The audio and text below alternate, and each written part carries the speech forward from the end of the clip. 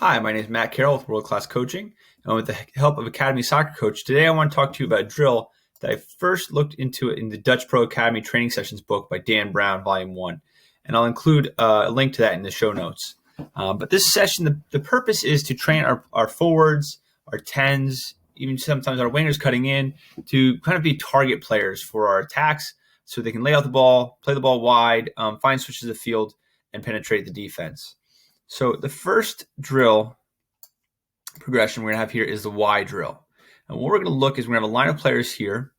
One singular player. This could represent our 10 or 9, maybe even our 8. It could be a 6 as a pivot player looking to switch, but receiving with a man on our back is the focus here to get the ball wide. So what we have is the first ball is played to this player here.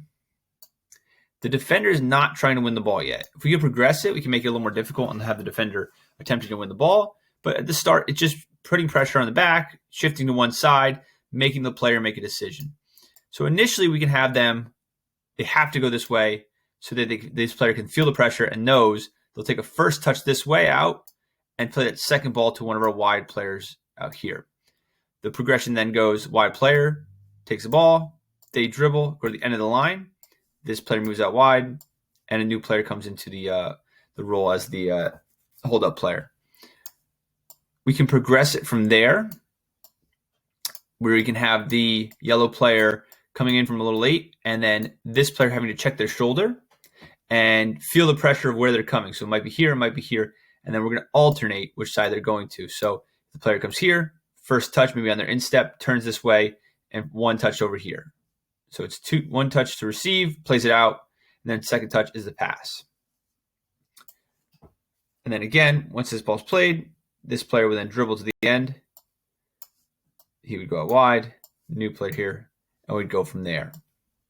So again, just getting our players used to receiving with the defender on their back and taking that first touch so it creates separation away from this defender. They're checking their shoulder, and they know where they are. They know what room they have. That first touch creates separation, not too much separation that they're going to have to chase after the ball, but just enough that they can get this pass off and create a passing lane to one of these wide players.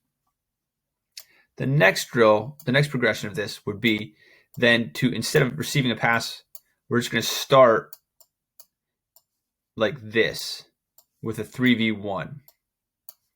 And we'll have breakout goals ready for the yellow player. So we start 3v1. And it can be the defender checks it up to them and back. It could be this player just starts with it. It could be a cross from a wide area, and we go. But what will generally happen is we're going to have this player jump in and try to defend.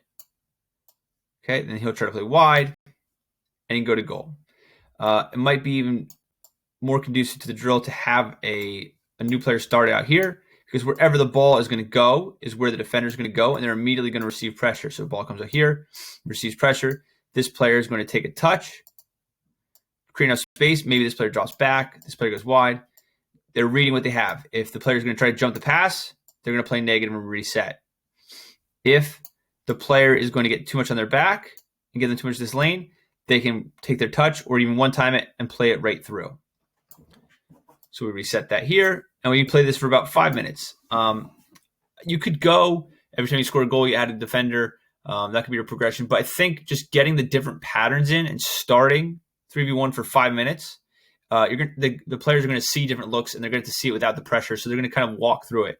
And then as they progress after that 5 minutes, then you would add maybe two players. We're going 3v2, and then ultimately ending it with a 3v3 session where the player is receiving, immediately getting pressure on their back, and we're seeing if maybe we can play a 1-2 here, play this player through, and get a shot. If yellow wins, they are trying to win the ball and immediately go and try to find one of the pug goals on either side. Then ultimately what we would do is take everyone together, put in even-sided goals, and play an 11v11 game.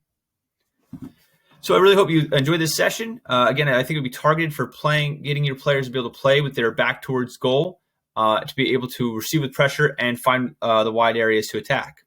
My name is Matt Carroll with World Class Coaching and the help of Academy Soccer Coach. And again, if you want to check this out, I'll put it in the show notes. I got this session from Dutch Pro Academy Training Sessions Volume 1 by Dan Brown. Hope the session finds you well.